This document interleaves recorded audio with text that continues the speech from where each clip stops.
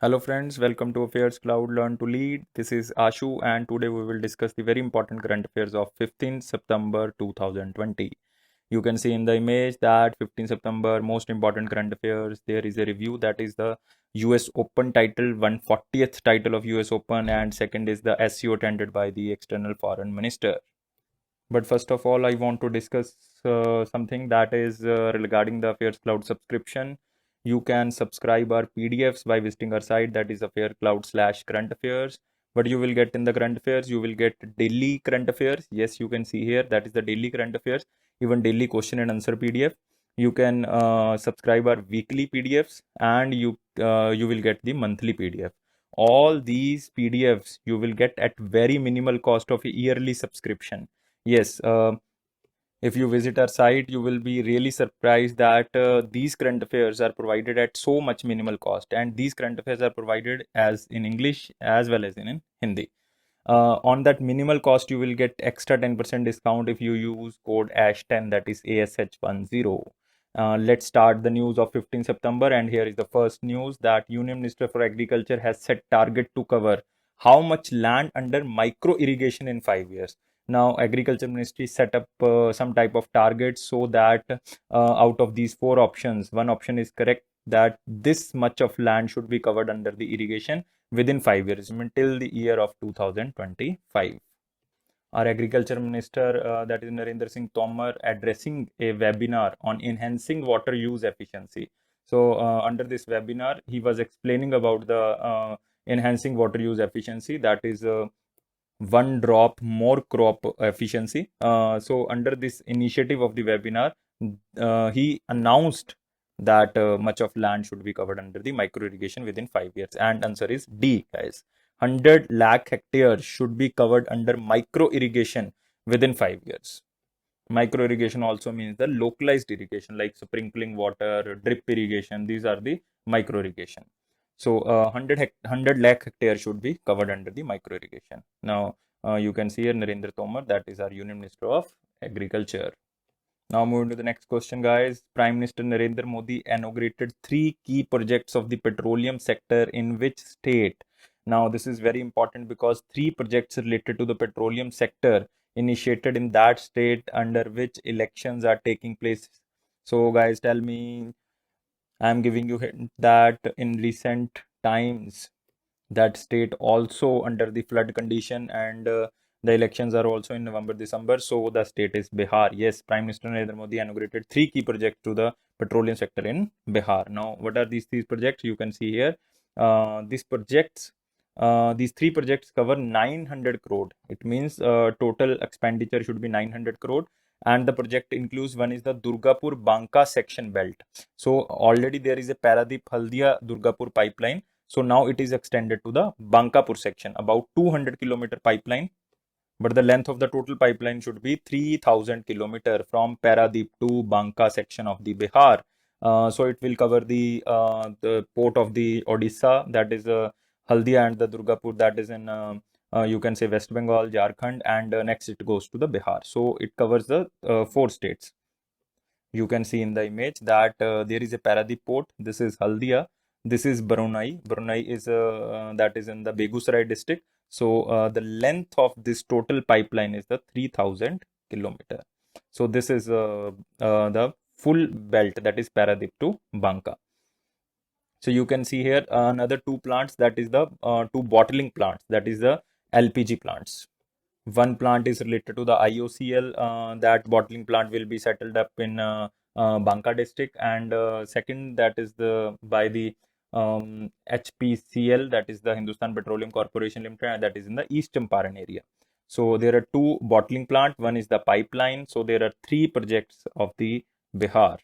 Already Brunei refinery, 14,000 crore rupees already initiated by the center government under the mission Purvodaya. So if you are belonging to Bihar, then this is very important that which pipeline enters to the Bihar from the Odisha, that is Paradip, Haldia, Durgapur, Banka belt. Now it is known as the Paradip, Haldia, Durgapur, and the Banka belt. And it is also known as the Brunei refinery, and total cost, that is the 14,000 crore. So you have to remember these 3 or 4 key terms, and this is very important section. There is Durgapur Banka belt. This is the from Paradip to Banka. This is the one of the longest pipeline projects in the world. One of the longest pipeline projects in the world. You can also see in the image that this green color shows the petrol line crude oil pipelines. This is one. This is the second one. So this is one of the longest pipeline of the world. Now moving to the next question. Who attended SCO, that is the Shanghai Cooperation Organizations, that is Council of Foreign Ministers meeting in Moscow? In the past news, I already gave you hint about this, that this person is in Russia. That's why he not attended the foreign minister meetings. And Minister of State V. Muralidharan attended these type of meetings if they are commencing in India. But this is in Moscow. So answer is Dr. S. Jaishankar. There's, he was in Moscow for the 4-day visit in Moscow. So you can see here, External Affairs Minister S. Jaishankar attended SCO Foreign Ministers Russia meeting. So SCO chairmanship lies with the Russia. During his way to Russia, he made a stopover in Tehran. This is very important. That is in Iran, and they it means the Iran and the India both discussed about the Chabar port project. This is very important. You can be asked, where is the Chabar project? That is a project of Iran. So you have to remember this. It was third SCO foreign ministers meeting that India attended as a full member of the 8-nation bloc, because total SCO members are 8, but India joined recently in SCO, and it is the third time that India is attending the foreign minister meeting after attaining the full membership. The SCO CFM is the highest forum of SCO. It is the third highest basically after the Council of Heads of State and after the Council of Heads of the Government. So one is by the Prime Minister, one is by the President, and one is by the Foreign Minister. And this is third highest SCO forum. Foreign ministers of Russia, India, and China also met, and the three organizations, three countries make RIC, that is Russia, India, China. So you can be asked, what is RIC? That is Russia, India, and China. So the chairmanship handed over to India by the Russia, because in 2019 RIC chairmanship lies with the China, and 2020 lies with the Russia, and 2021 lies with the India. So you can see Russia, which holds the current presidency of RIC, Russia, India, China, Shanghai Cooperation, and also Russia is a president of the BRICS nation. So this is very important, because Russia is playing a very important role through back channels to solve Indo-China tensions, because India or China is a member of RIC, SCO, and BRICS. So three organization, and in three organization Russia is also a member. That's why Russia is playing a mediocre between the India and China, and playing an important role through back channels to solve the Indo-China tensions. So this is very important. RIC, SCO, and BRICS. In 2021, India will lead the president of the BRICS nation, and also the BRICS games. You can see here that is China, Russia, India, member of, that is SCO. You have to remember this. Now the Central Asia include Kazakhstan, Kyrgyzstan, Tajikistan, Uzbekistan. Turkmenistan is not a member of this SCO. Now Pakistan is also a member of the SCO. What is the time period of ASEAN India plan of action recently announced under ministerial meeting?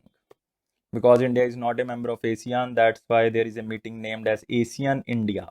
ASEAN, it means the 10 countries of ASEAN and the India. So plan of action recently announced under ASEAN India Minister, because earlier the plan was 2016 to 20 and it was over. Now the new plan time period announced, and the answer is C, 2021 to 25. That is a new time period of a plan between the or the strategic plan between the ASEAN and the India. Now, what is the main purpose of this plan? The objective of the plan means they will collaborate. It means India will collaborate with the ASEAN countries. You can say in the areas of the maritime cooperation, connectivity, education, capacity building, people-to-people contact, cultural meetings, so that the enhancement of the people can be done here, and the trade and the bilateral relation between these countries can be enhanced. So there is a strategic plan between the ASEAN countries and the India. This is 2021 to 2025.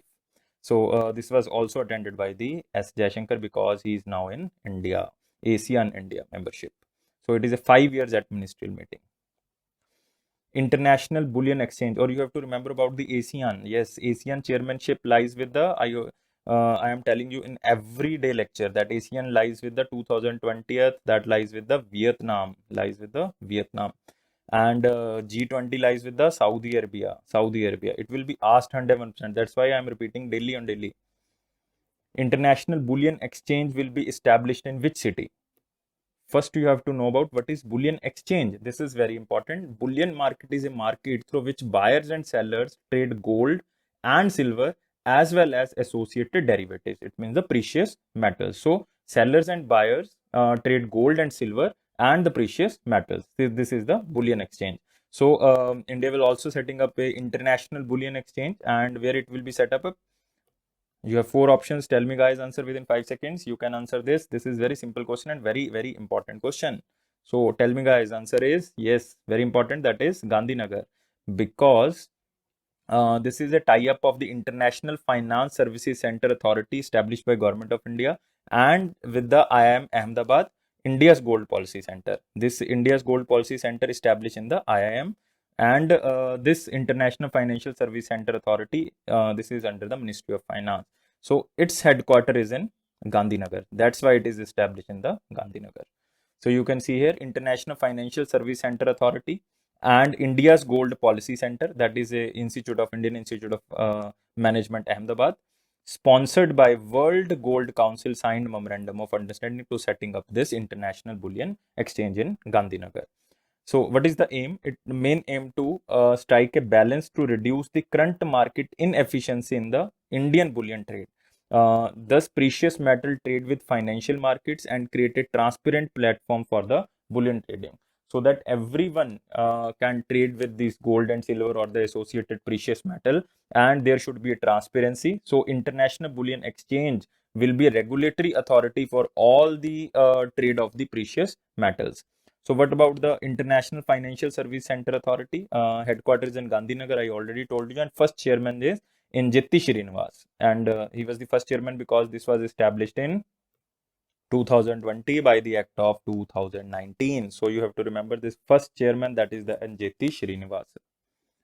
Move to the next question, and it is from picture, learn from picture series, that center government formed 16-member committee to study ancient Indian culture. You can see here that Prahlad Singh Patel, Minister of State, Culture and Tourism, he informed that there is a committee of 16 members who will study about the origin and evolution of Indian culture, even about 12,000 years back ago, and its interface with other cultures of the world, so that it can be analyzed about the Indian culture. And who is the chairman of the 16-member committee? And he is K.N. Dikshit. I am writing with another ink, that is K.N. Dikshit. You have to note down that K.N. Dikshit. He is a chairman of this 16-member committee, and he's also a chairman of Indian Archaeological Society, New Delhi. So that's why he's the chairman of this committee. So you have to remember that 16-member committee is chaired by the K.N. Dikshit. Moving to the next question, ICICI Lombard Insurance Company Limited has entered into a bancassurance tie-up with which bank? So I already told you, if a bank is tying up with the insurance company, it means the insurance company want to sell their insurance products to the bank customers. This is very important, guys, because every day one bank is tying up with the insurance company so that insurance products can be sold through the bank customers. So this bank name is the Yes Bank, under which ICICI Lombard Insurance Company is selling their products through Yes Bank. So you can see here ICICI Lombard General Insurance tying up with the Yes Bank to sell their bank insurance products. Moving to the next question, and it is again, that is the daily question. Yesterday we are studying about CARE rating. CARE was predicting about 8 to 8.2%. Now it is a S&P, that is Standard and Poor Global Rating Agency of USA. This organization predicted India's GDP will be contracted by 9%. So you have to remember S&P. So I am telling you what are important here. The organization important are CRISIL, that is Indian Credit Rating Agency, CARE, S&P, Standard and Poor, and next is Fitch. Fitch is very important. Next is Goldman Sachs. Goldman Sachs is very important. Next is Moody's. So these are very important organizations. And last one is the NSO. That is the first one who predicted about 23%. So Crisil, Care, S&P, Fitch, Goldman, Moody's, NSO. Write down on your notebook and how much GDP contracted predicted by these organizations, mark in front of them. So that's why these are very important. This can be asked in IBPS and the SBI exam. So this is very important for the banking exam. 9% by the Standard and Poor. Which film won the Best Screenplay Award in the 77th Venice International Film Festival? Just remember Venice International Film Festival. No need to remember the number. This is the Venice International Film Festival. Best Screenplay Award given to the movie. Now tell me answer within 5 seconds, guys. This is very simple and very important question. And remember this question because so much awards are not going on because of the pandemic. So this was out of the box, and this is very important question. So the answer is very simple. The answer is The Disciple. Answer is The Disciple. So remember this. Disciple won the Best Screenplay Award in the Venice International Film Festival. You can see here who directed this movie. This movie is directed by Chaitanya Tamane, and this is a Marathi film. You can also see here the another movie, that is the Nomad Land. So this movie won the Golden Award. That is the Golden Award, Golden Lion Award basically. So this is very important. Moving to the next question, who won US Open men's single title? So US Open is the basically third Grand Slam, but in 2020 it is the second Grand Slam because first is Australian, happened in Jan 2020, and second is the Wimbledon. But Wimbledon was called off due to pandemic of COVID-19. So that's why there is no Wimbledon in 2020. So second is the US Open. So tell me US Open won by US Open men's single title won by, that is Dominic Thiem. You have to remember this person name, Dominic Thiem, DT. You have to remember this keyword. You can also remember by this, if we won US Open, then we will eat Domino's Pizza. So from Domino's Pizza, you have to remember this Dominic Thiem. So Australian Open, first tournament, it was won by the Novak Djokovic in the men's single title, but US Open won by the Dominic Thiem. In US Open, Novak Djokovic was disqualified in the fourth round because he accidentally hit a line judge with a ball during the match. So that's why he was not winner. Otherwise, he will be surely the winner. The winner is Dominic Thiem. And next question, who won the US Open 2020 women singles? Women singles. Men single is Dominic Thiem, and women single US Open won by, yes guys, this is Naomi Osaka from Japan. And this Dominic Thiem belongs to Austria. So I am telling you also the Australian men's single won by the Novak Djokovic, and women's single of in that is Australian Open won by Sophia Kenin. So remember Australian Open and also remember US Open. US Open women won by the Naomi Osaka from Japan, and Australian Open women's single won by the Sophia Kenin from America. And here is men's single in US Open won by the Dominic Thiem from Austria, and Australian Open won by the Novak Djokovic. And everyone knows about the Novak Djokovic. You can see here the list. You can see here this, that Naomi Osaka and the that is Dominic Thiem. You can see here Dominic Thiem, that is men's single title, Austria. Women's single, that is Naomi Osaka from Japan. And men's double, that is the Mate Pavic and the Bruno Source, that is MB. You have to remember this. MB, that men's double title. Women double, that is the Laura Sedgman and the Vera Zanureva. So you have to remember these, all the winners. No need to remember the runner-up. Just if you want to remember this, you can remember the men's single or women's single. Otherwise, no need to remember. Just remember the who is the winner. Move to the next question. Who won the Tuscan Grand Prix? In the recent news, we already covered that the Belgian Grand Prix, and it was won by the Lewis Hamilton, and it was the 89th title. That is the Belgian Grand Prix won by the Lewis Hamilton. It was the 89th title of the Lewis Hamilton. Now it is the Tuscan Grand Prix that held in Italy, and it was also won by the Lewis Hamilton. It means it is the 90th title. And in the year of 2020, out of 8 races, he won 6 races, guys. He won 6 races. So Lewis Hamilton, that is a new brand, you can say, is a new brand of the Mercedes, and he belongs to Britain. He belongs to Britain. Moving to the next, who wrote a book titled "End of an Era: India Exits Tibet." So this book is all about how India losing all its influence in the Tibet and helping China press aggressive claims along the border with India. So this is about the India-China dispute between the Tibet area. So this book is written by, that is a Cloud RP. Already 3 parts of this book was released. This is the 4th part of this book.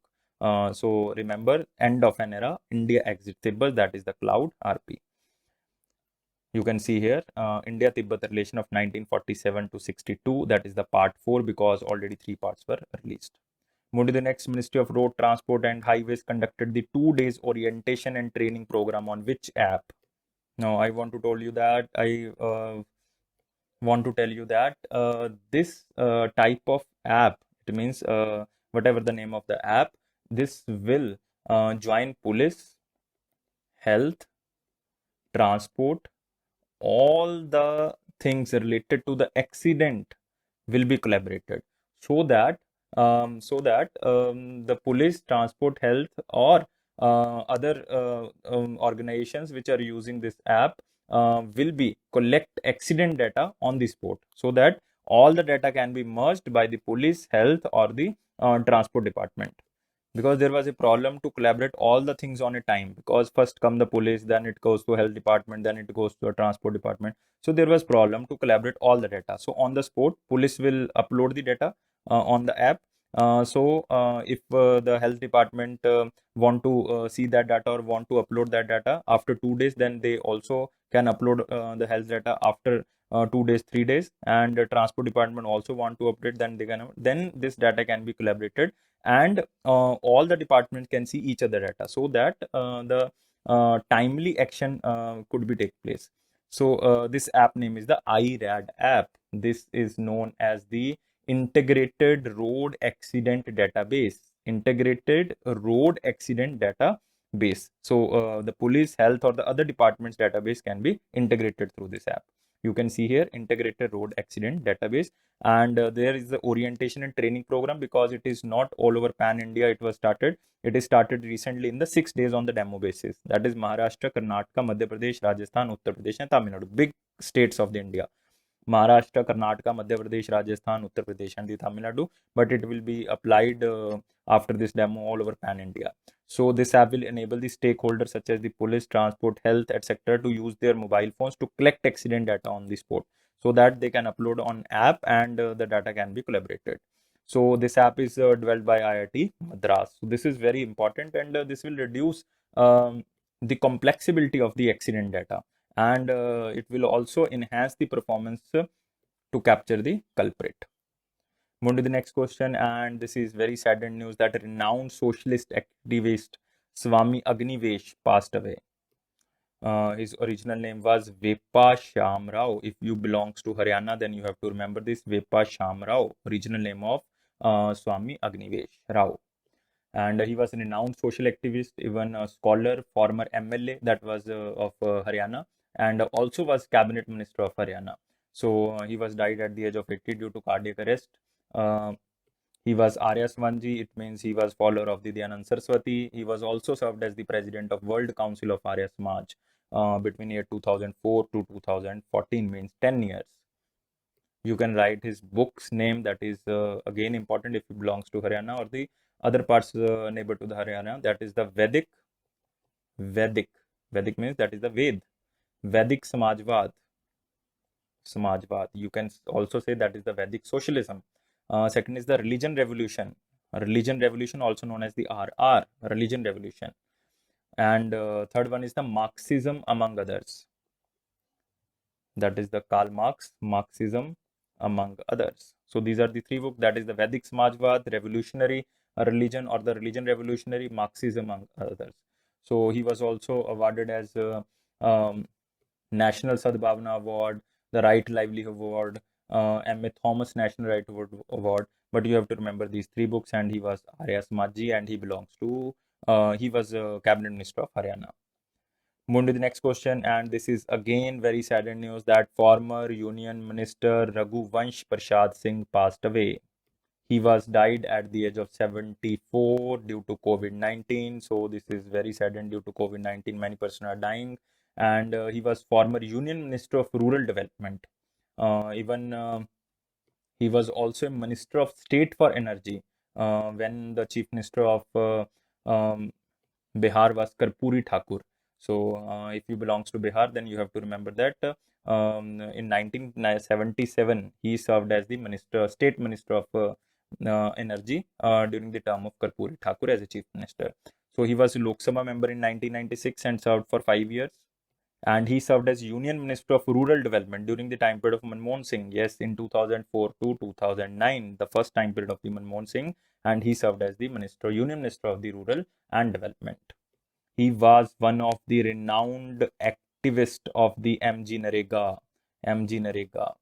So he was really, you can say, the founder of the Mahatma Gandhi National Rural Employment Guarantee Act. So this is very important because MG Narega was in 2005 and he was Union Minister at that time in 2004 to 2009. This is very important. So remember this. Moving to the next question, which state government launched My Family, My Responsibility campaign to tackle COVID-19? This is again very important news. This campaign, My Family, My Responsibility, main aim of this campaign to motivate the maximum number of people to adopt a new lifestyle or effective COVID-19 control, and also aims to reach people before the virus reaches them. So the municipality person will reach the houses of everyone so that the before the virus the municipality will test that person and the COVID-19 can be eliminated. So this is the main purpose behind the My Family, My Responsibility campaign, and it is started by the Maharashtra government. You can say here Uddhav Thackeray ji, the recently infamous Chief Minister of Maharashtra. Why I am saying that infamous? Because of the Kangana Ranaut incident. The campaign aims to motivate the maximum number of people to adopt a new lifestyle for effective COVID-19 control, and also aims to reach before the virus reaches them. So the campaign started on 15 September and launched in the BMC, that is the Brihan Mumbai Municipal Corporation, also known as the Bombay Municipal Corporation jurisdiction area, and will be implemented across the state under the guidance of CM.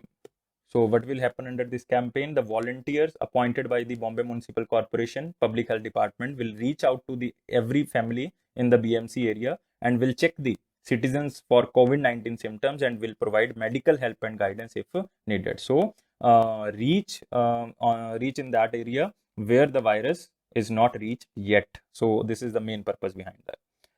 Next is, where is the foundation stone of Arun Jaitley Memorial Sports Complex laid? So you have to tell me where it is laid. I am giving you hint that state is Jammu Kashmir. So give me the area of Jammu Kashmir where this foundation stone of Arun Jaitley Memorial Sports Complex laid. So this is the first time that Arun Jaitley name is used for the sports complex, and this is first time used by the Jammu Kashmir, and Lieutenant Governor or the Lieutenant Governor of the Jammu Kashmir is Manoj Sinha, recently appointed. Girish Murmu appointed as the Comptroller and Auditor General of India, and he is 14th Comptroller and Auditor General of India, which was Lieutenant Governor of Jammu and Kashmir. So tell me guys, what is the answer? And answer is Hiranagar. Hiranagar, that is the Kathua district of Jammu Kashmir. You can also be asked in which district, that is the Kathua district. So Lieutenant Governor Manoj Sinha lays E Foundation stone. E Foundation because it is virtually laid Arun Jaitley Memorial Complex Sports. So this is very important because the name is used here is very important. That is Arun Jaitley. And total cost estimated is 58.23 crore. 58.23 crore. That is the total development of this complex. And the complex will provide the required infrastructure to promote sports culture in the Jammu and Kashmir. And you also know that regarding sports, that Khelo India Youth Games held in India in 2021, and this is held in 2020. It was held in Guwahati, and because of COVID-19, it was postponed. And in 2021, it will be held in Haryana. Yes, in Haryana, and it will be held in Panchkula. Kiran Rijiju also said that BRICS 2021 games can be merged under this Khelo India Youth Games, which will be held in that is Then that is in Haryana, also in Panchkula. There was Khelo India Winter Games. Khelo India Winter Games 2020 held in Jammu Kashmir, and it was held in Gulmarg. You have to remember this. This was held in Gulmarg. Khelo India Winter Games, not Youth Games. And there will be World Sports Class University will be constructed in Gulmarg, said by the Kiren Rijiju, our Minister of State Independent Charge of Sports. Now moving to the next slide, and this is the Hindi Divas September 14. This is very important, guys. It will be asked in the bank exam. 100% I am sure that it will be asked. So remember who are giving the bank exams. So Hindi Divas every year is celebrated to promote Hindi and to create awareness about the language. Why 14th September is celebrated? Because on 14th September in 1949, Hindi was recognized, Hindi was adopted as one of the official language of the Republic of India. So it was one of the 22 scheduled languages of India under the Schedule 8 of the Constitution. So total 22 languages in the Constitution under the Schedule 8. During when Constitution was passed in 1950, the total languages were 14, but now they are 22. So in another class, I will tell you which 8 languages are added. If you are saying then I am in fast mode, I am telling you which 8 languages are added. One is the Konkani, Nepali, Manipuri, Sindhi, and next is you can say Bodo, Dogri, Maithili, and Santhali or Santhali, you can say. So these are the 8 languages added after that. But Hindi is one of the original language under the Schedule 8. That is the 14 language under the Schedule 8. But now there are total languages are 22. So remember 22. So 40th September is celebrated as the Hindi Divas to propagate and to create awareness about the Hindi language. So moving to the end of the session, and here is the end of the session, and I think you like this video. All the current affairs are covered under of the 15th September, and I think all the current affairs are understood. And if you like this video, then please subscribe this channel and like this video. If you like this video and if you provide 300 likes, then it means you are motivating us to make more videos of general awareness section. Like we want to start the current affairs, and we also want to start polity section. We also want to start history section. We also want to start question and answers of the polity and history. So there are so many things we can start, but it cannot be started without your support. So guys, support us so that we can grow, and we can start so much courses with your help. So it is current affairs cloud promise that it will boost your general awareness section, and it is my promise, if you watch video regularly for 1 month, it will boost your confidence and it will boost your knowledge so much times.